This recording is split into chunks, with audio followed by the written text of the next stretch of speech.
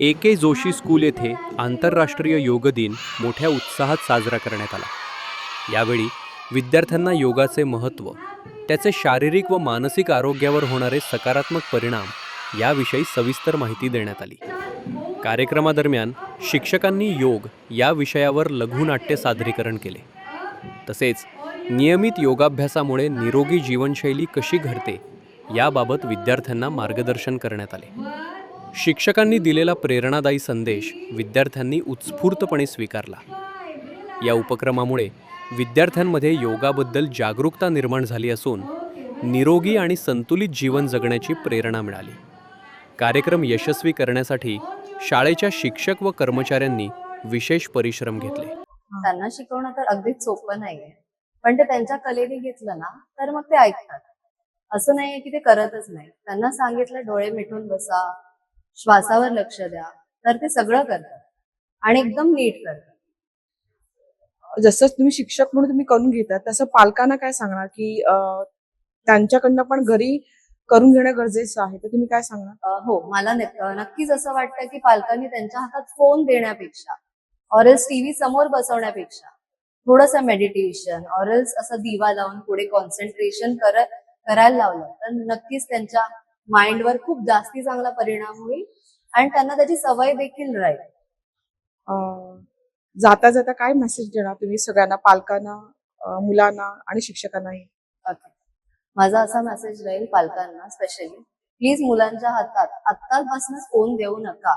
मुलं ऐकत नाहीयेत, त्यांना शांत कसं बसवायचं हे तुमच्या हातात आहे. तुम्ही त्यांना योगा करायला लावा, गेम्स खेळायला लावा. योगामध्ये पण खूप गोष्टी आहेत जे ते करू शकतात. तुम्ही ते शोधा, त्यांच्यासाठी शोधा. ते जर आत्ताच त्यांच्या बॉडीमध्ये ते बदल आले तर मग ते पुढे जाऊन बदल येतील, हे माझं म्हणणं आहे. लहान मुलं ही फार चंचल असतात. त्यातून आमची प्राथमिक माध्यम असल्यामुळे त्यांना एका जागी स्थिर बसवणं, कारण का हे चंचलपणा, त्यांना योगाचं महत्त्व सांगणं हे फार कठीण होऊन जातं. सो त्यांना पहिली गोष्ट म्हणजे एका जागी स्थिर बसवणं किंवा त्यांचा चंचलपणा कमी करणं, ह्याच्यातच आम्हाला आव्हान खूप स्वीकारावं लागतं. सो त्याच्यासाठी फक्त माईकवरून एखादं भाषण किंवा फक्त योगा दिवसाचं जागतिक महत्त्व काय आहे हे न देता आम्ही त्यांच्यासमोर एखादी नाटुकली सादर करतो. त्याच्यामुळे त्यांना प्रत्यक्षात बघून हे समजतं की योगा करून आपल्या शरीरावर काय परिणाम होणार आहे आणि काय फरक पडणार आहे आपल्याला. सो नुसतं माईकवर भाषण न देण्याच्या ऐवजी योगा त्यांच्याकडून ह्या शाळेमध्ये करून घेतला जातो. त्यांच्यामध्ये हा बदल घडेल म्हणून त्यांच्या कॅलेंडरमध्ये सुद्धा जेव्हा ते स्पोर्ट्स पिरियड्स असतात तेव्हा सुद्धा ते खाली जाऊन योगा केले जातात. सो नाही फक्त 21 जूनसाठी पण त्यांच्या पूर्ण वर्षभरामध्ये त्यांच्याकडनं योगा या शाळेमध्ये करून घेतला जातो आणि वेगवेगळ्या नाटुकलीच्या पद्धतीने आम्ही 21 जूनचं महत्त्व त्यांना नक्कीच सांगतो.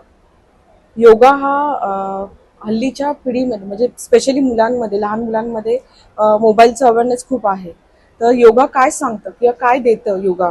आता तुमच्या आमच्यासारखे काय आणि आपली मुलं काय, तर ही सगळीच मोबाईल, लॅपटॉप आणि हल्लीच्या जगामध्ये एआयच्या आहारी गेलेली आहेत. सो त्यांना त्याच्यापासून वेगळं करणं आणि योगाचं महत्त्व सांगणं हे खूप मोठं आव्हान शिक्षकांसारखं पालकांसमोर सुद्धा आहे. पण ह्याच्यासाठीच जेव्हा ते शाळेत येतात तेव्हा कमीत कमी वापर मोबाईलचा किंवा कमीत कमी वापर लॅपटॉपचा, स्क्रीनचा न करता त्यांना वेगवेगळ्या पद्धतीने शिकवणं आणि त्यांच्या शैक्षणिक यांच्या प्रवासामध्ये सुद्धा जेव्हा आम्ही त्यांच्या कॅलेंडरमध्ये वेगवेगळ्या ऍक्टिव्हिटीज आम्ही ऍड करतो, योगाच्या ऍक्टिव्हिटीज ऍड करतो, त्याच्यामुळे त्यांना मिळणारं त्याचं ज्ञान हे फार महत्त्वाचं असतं. म्हणजे फक्त हे लिखित स्वरूपात न जाता की मोबाईल वापरू नये पण योगा करावा, ह्याच्या ऐवजी अशी बरीच उदाहरणं आपल्या समोर आहेत की जे योगा करतात आणि त्यांच्या चेहऱ्यावर एक वेगळाच तेज आपल्याला दिसून येतं. सो ते एक आम्ही उपक्रम राबवतो. आणि दुसरं म्हणजे आपले पंतप्रधान मिस्टर नरेंद्र मोदी जे आहेत, त्यांनी हा योग दिवस हा सुरू केला, साजरा करण्यास सुरुवात केली. सो आमच्यापासून लहानांपर्यंत ही सगळी मुलं त्यांना एक लीडर म्हणून बघतात. सो जेव्हा आपला लीडर ही गोष्ट करतो आहे हे जेव्हा त्यांना टीव्हीवर दिसतं तेव्हा ते आपोआपच त्यांच्या अंगवळणी पडतं असं मला वाटतं. सो फक्त शिक्षक नव्हे, पालक नव्हे, तर आमचे पंतप्रधान सुद्धा हे करता आहेत. तर मूल हे वळणातनं आणि मूल हे बघून जास्त शिकतं. सो जेव्हा ते आम्हाला बघतात हे करताना, जेव्हा ते त्यांच्या पालकांना बघतात हे करताना, सो ते ऑटोमॅटिकच मला असं वाटतं त्यांच्या डोक्यातून मोबाईल कमी आणि शारीरिक स्वास्थ्य कसं जपायचं ह्याच्याकडे ते वळले जातील. योगा एक सब्जेक्ट असावा, तो फक्त 1ली ते 9वी रिपोर्ट कार्डमध्ये दिसतो. तर आमचा सगळ्यांचा आहे की तो सब्जेक्ट 10वीला पण दिसावा. तर तुमचं काय मत आहे त्याविषयी? खरं तर मला असं वाटतं योगा ही अशी गोष्ट आहे की जी परीक्षेच्या रूपात त्याचं तात्पर्य निघू शकत नाही. त्याला मार्क्स देऊन आपण हे ठरवू शकत नाही कोणाला किती चांगला योगा येतो. जसं मी समजा मेडिटेशनला बसले तर मी फॉर एक्झाम्पल 30 सेकंड किंवा 60 सेकंड 60 सेकंद आपण मी बसू शकते. पण तेच जो योगी आहे, जो वर्षोनवर्ष योगा करतो, तो कदाचित माझ्यापेक्षा जास्त योगा करू शकतो. पण ह्याचा अर्थ असा नाही की मी योगा करत नाही. सो मला असं वाटतं हे परीक्षा नसून ही एक प्रॅक्टिस आहे, ही एक सवय आहे जी आपल्याला मुलांमध्ये लहानपणापासून लावायची आहे. एकदा का मुलांच्या अंगवळणी ही सवय लहानपणीच लागली तर मोठं झाल्यानंतर मला वाटत नाही की ती गोष्ट पुन्हा कोणीतरी येऊन सांगावी लागते. सो आपल्या लहान वयात असताना आपल्याला योगाचं महत्त्व कळणं फार अपेक्षित आहे आणि महत्त्वाचं आहे. तीच गोष्ट आम्ही आमच्या पुढच्या पिढीला द्यायचा प्रयत्न करतो आहोत की हीच गोष्ट आमच्या लहान मुलांना जेव्हा कळेल की योगाचं महत्त्व काय आहे, हे जे समोर बघतील, जेव्हा ते शिकतील, जेव्हा ते करतील, त्यांची सवय त्यांना साहजिकच लागणार आहे आणि त्याच्यातूनच पुढे ते मोठे होतील. मग तो परीक्षेचा विषय असो किंवा नसो, योगा येणं आणि योगातनं त्यांचं स्वास्थ्य सुधारित राहणं हे फार महत्त्वाचं आहे. जाता जाता काय सांगणार एक संदेश पालकांना म्हणा, टीचरना म्हणा आणि मुलांना सगळ्यांना? एकच संदेश माझा आहे, जसं मी नेहमी म्हणते, लहान मूल जे आहे हे जास्त बघून शिकतं ना की पुस्तकातून. सो पालक काय, शिक्षक काय किंवा समाज काय, साधं रस्त्यावरून जाताना सुद्धा मूल जेव्हा इकडे तिकडे बघतं तेव्हा ते माणसांना वागताना बघतं, घरात आई बाबा कसे वागतात हे बघतं आणि त्यातून त्याचा स्वभाव ते सुधारत असतं, डेव्हलप करत असतं. हे आमच्यावरही जबाबदारी आहे की तुमच्यावरही जबाबदारी आहे. मुलांना फक्त आणि फक्त अभ्यासात्मक दृष्ट्या वाढवायचं हे ध्येय न ठेवता त्यांना शारीरिकदृष्ट्या, मानसिकदृष्ट्या सुदृढ कसं करायचं आहे.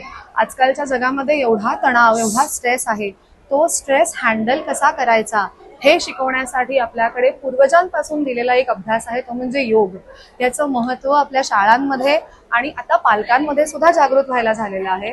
सो पालकांनी हे घरी सुद्धा इम्प्लिमेंट करून मुलांसोबत योगा सुरू करायला पाहिजे, हीच माझी इच्छा आहे. धन्यवाद मॅडम. धन्यवाद. मला योगामधले ओंकार आवडतो. ओंकार साधनेमुळे काय बेनिफिट आहे? ओंकारमध्ये आपण कायम राहतो आणि आपल्याला फिट पण वाटतं आणि आपल्या कुठलं टेन्शन जरी असलं तर आपण पण कायम राहतो.